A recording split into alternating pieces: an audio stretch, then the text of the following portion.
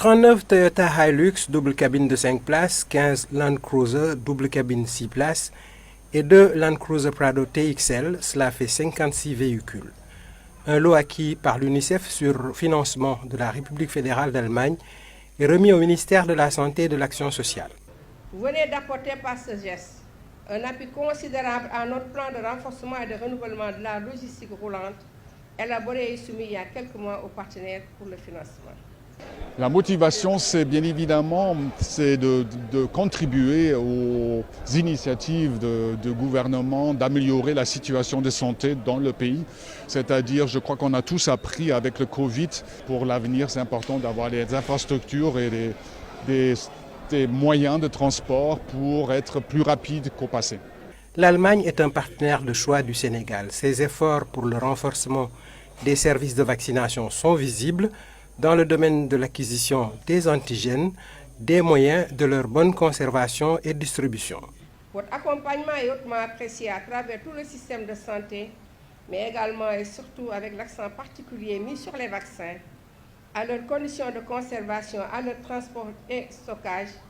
Si je me souviens bien, c'est ce qu'on appelait une vraie logistique adéquate, n'est-ce pas, DP? L'UNICEF appuie constamment les efforts des autorités en charge de la vaccination en général et du PEV en particulier. L'extension et l'aménagement du dépôt sec du programme élargi de vaccination.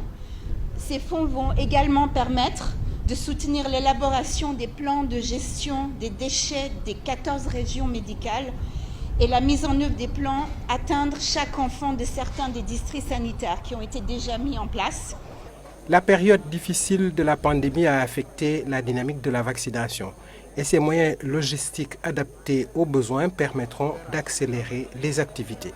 Nous allons rassurer le gouvernement du Sénégal et son Excellence Madame la ministre de la Santé que des dons similaires se feront encore dans les prochains mois.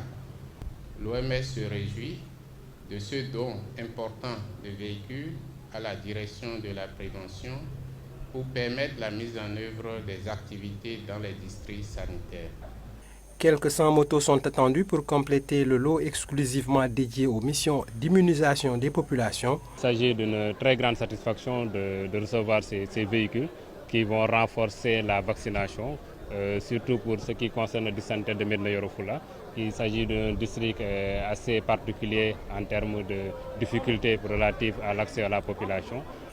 Le ministre en appelle à une bonne utilisation du matériel pour le faire rouler le plus longtemps au profit, surtout des petits.